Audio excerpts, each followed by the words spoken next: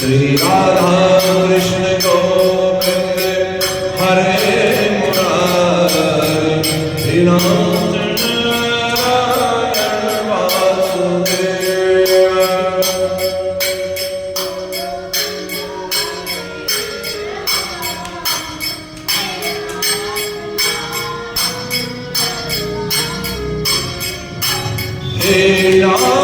नारायण वासुदेव।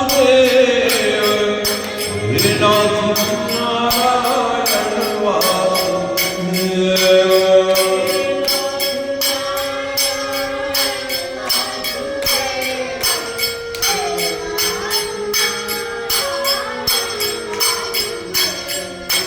श्री कृष्ण गोविंद हरे मुरारी नारायण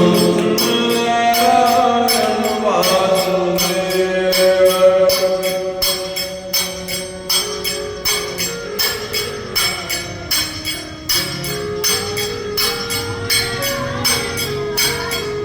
बोलो वृंदावन बिहारी लाल की जय। गजाननं तुंगनादिसेवितं कपीथजम्बू फलचारुभक्षणम् उमासुतं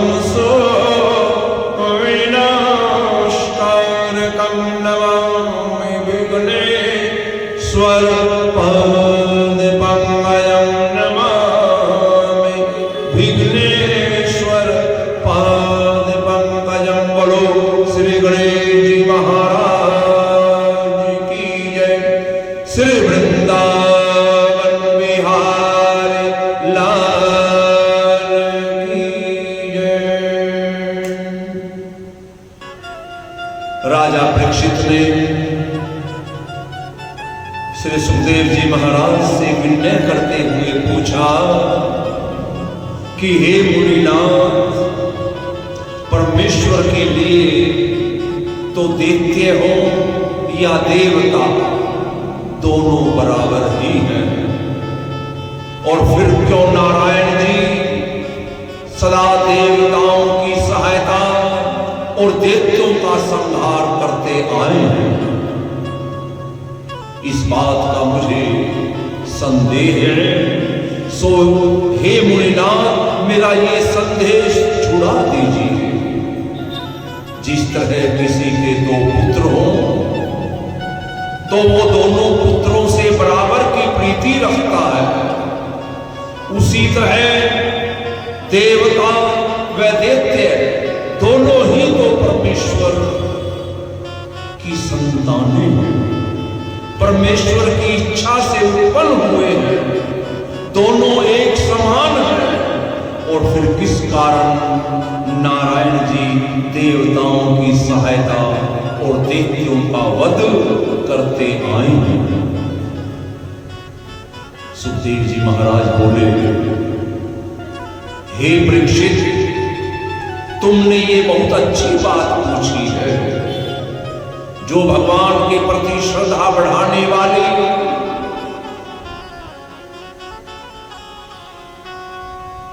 और भगवान के नाम का उच्चारण में वृद्धि करने वाले, सुनो, परमेश्वर निर्गुण रूप को सबसे न्यारा समझना चाहिए, पर उनकी माया से तीन गुण, सतोगुण, रजोगुण और तमोगुण प्रकट होते हैं। सतोगुण में देवताओं की बढ़ोतरी और रजोगुण में दैत्यों का प्रताप दिन प्रतिदिन बढ़ता चला जाता है। और एक समय जब राजा युधिष्ठिर ने शिशुपाल की मुक्ति हेतु राष्ट्रीय यज्ञ में देखकर नारद मुनि से पूछा कि महाराज, जिस शिशुपाल ने श्री कृष्ण भगवान त्रिलोकीनाथ को अनेकों बार दुर्वचन कहे, सो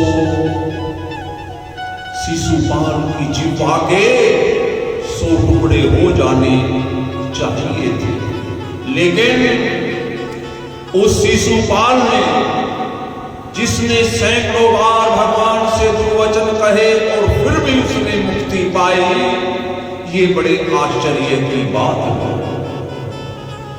महर्षि नारद ने कहा, हे युधिष्ठिर, परमेश्वर सबको एक सा जानते हैं, लेकिन जो मनुष्य अपना मन काम, क्रोध, लोभ, मोह वह किसी प्रकार से भी उनमें लगाता है, परमेश्वर का स्मरण करता है, वो निसंदेह परमेश्वर का ही रूप हो जाता है। जिस तरह भृंगी कीड़ा जब दूसरे कीड़ों को देखता है तो वो उन्हीं के समान अपना रूप बना लेता है। गोपियों को देखो, जिन्होंने नारायण जी को अपना पति जानकर प्रीति की, और शिशुपाल और रावण आदि ने नारायण जी को शत्रु समझा, और यदुवंशियों ने नारायण जी को भाई बंधु, और युधिष्ठिर आदि पांडवों ने नारायण जी को ईश्वर जानकर उनमें चित्त लगाया, और वो सब के सब कृतार्थ हो गए। एक शिशुपाल की मुक्ति होने में फिर क्या संदेह है। शिशुपाल और दंतवक्र ये तुम्हारी मौसी के बेटे जय विजय नामक द्वारपाल हैं, और ब्राह्मण के श्राप से बेकुंठ से गिरकर इन्होंने दैत्य योनि में जन्म पाया था। तीनों जन्मों में परमेश्वर से इन्होंने शत्रु भाव रखने के कारण नारायण जी के हाथों में इन्होंने मृत्यु पाई, और अब तीसरे जन्म में जाकर ये मुक्त हुए। ये बात सुनकर युधिष्ठिर ने पूछा कि हे मुनिनाथ, बेकुंठ में रहने वालों के शरीर वे प्राण संसारिक मनुष्यों के समान नहीं होते, तो उनका चैतन्य रूप फिर कैसा होता है? बेकुंठवासी पाप करते ही नहीं, सो उन्होंने बिना अपराध किए किस वास्ते दैत्य तल में अपना जन्म मिला? हिरण्यकशिपु दैत्य कि यहां प्रहलाद जैसा परम भक्त कैसे उत्पन्न हुआ, ये सब मैं जानना चाहता हूं।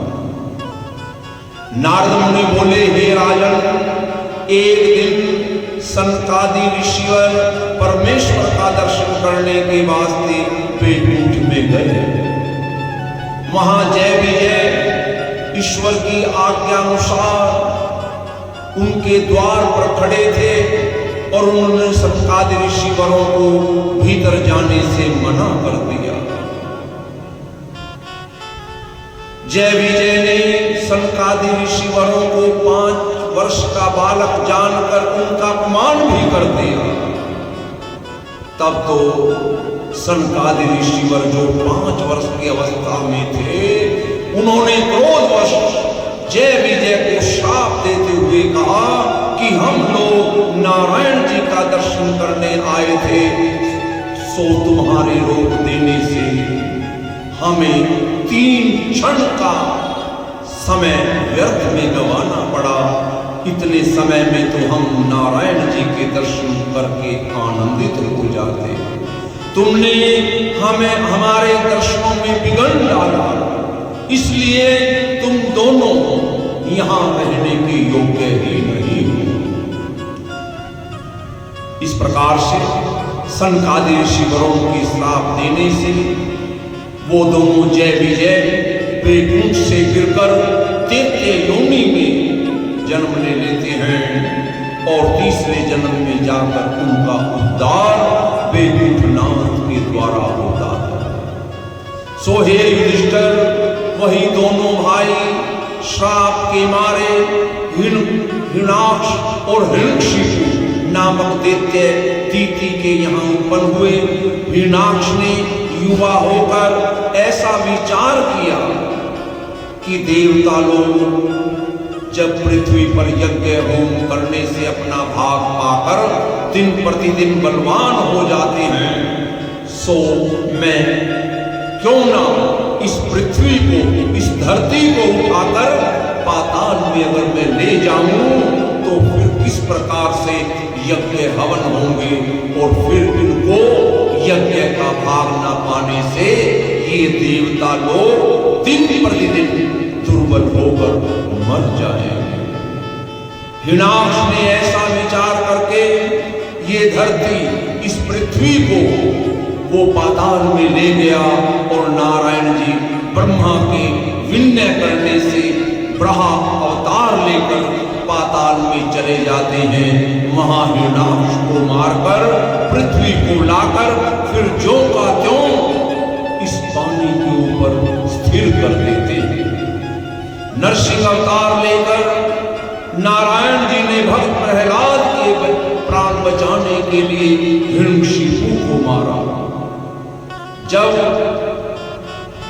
हिरण्यकशिपु वो तन छोड़कर उन दोनों ने विश्रवा मुनि के यहाँ केसी नाम की स्त्री से जन्म पाया तो वो रावण व कुंभकर्ण कहलाए। तब नारायण जी ने रामचंद्र जी का अवतार धारण करके उनका वध किया। अब उन्होंने क्षत्रिय वर्ण होकर तीसरा जन्म तुम्हारी मौसी के घर में लिया है। सो उसी विरोध में शिशुपाल क्रोध रूप होकर परमेश्वर का भजन करता था। अब श्री कृष्ण भगवान ने सुदर्शन चक्र से मारकर शिशुपाल को भी मुक्त कर दिया और वो दोनों भाई शिशुपाल वैदन कर श्याम सुंदर के हाथ मारे जाकर फिर वैकुंठ में अपने स्थान पर पहुंचे।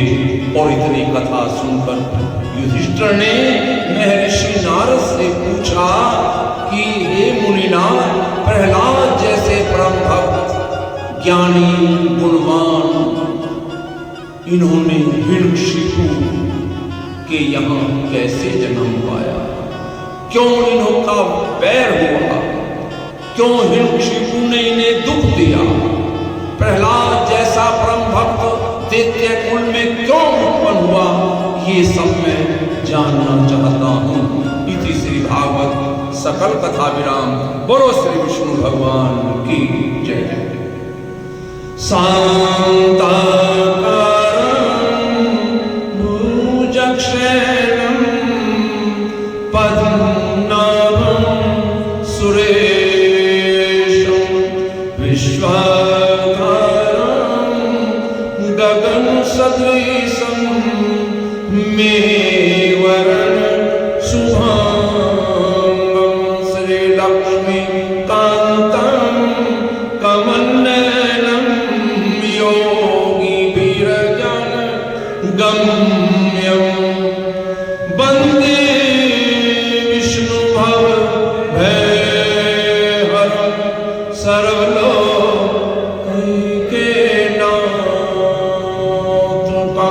कर्पूरगौरं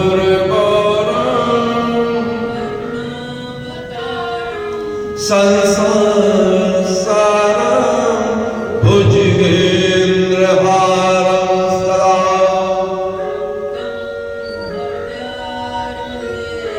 भवं भवानी सहितं नमामि भवं।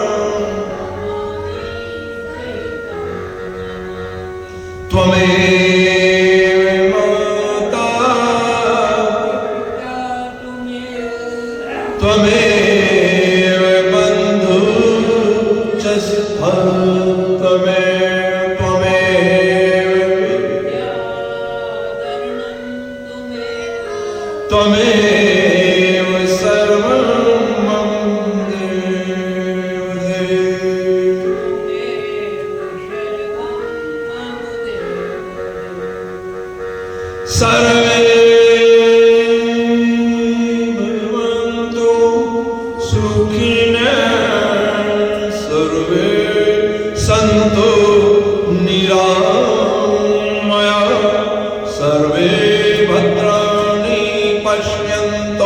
मां कष्टे दुख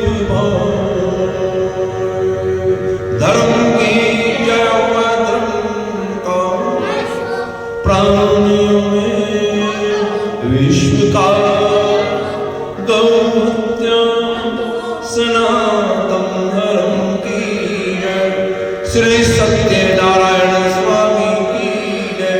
हे माई सचिया देवचिया जोता वाले माता तेरी सदा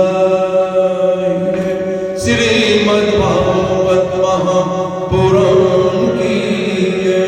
श्री सुखदेव महाराज की जय। बोलो वीर बजरंगी हर हर हर हे शंभो श्री शंकर भगवान की जय। जय जय श्री राधे श्याम जय जय श्री राधे श्याम जय जय श्री राधे श्याम। ओम त्र्यंबकं यजामहे सुगंधिं पुष्टिवर्धनम् उर्वारुकमिव बन्धनात् मृत्योर्मोक्षीयमामृतात्।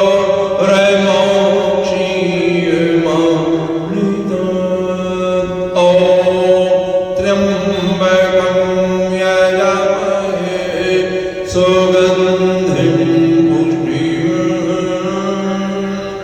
उर्वारुकमिव मृत्योर्मोक्षीयमामृतात्।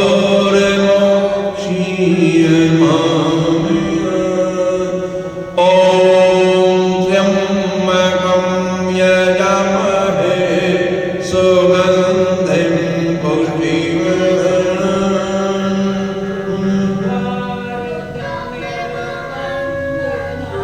मृत्योर्मोक्षीयमामृतात्।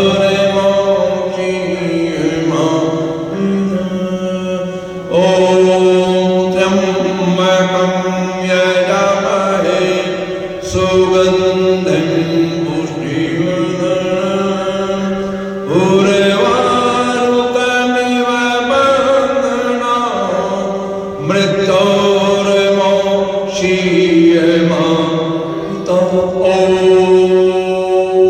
शांति शांति जय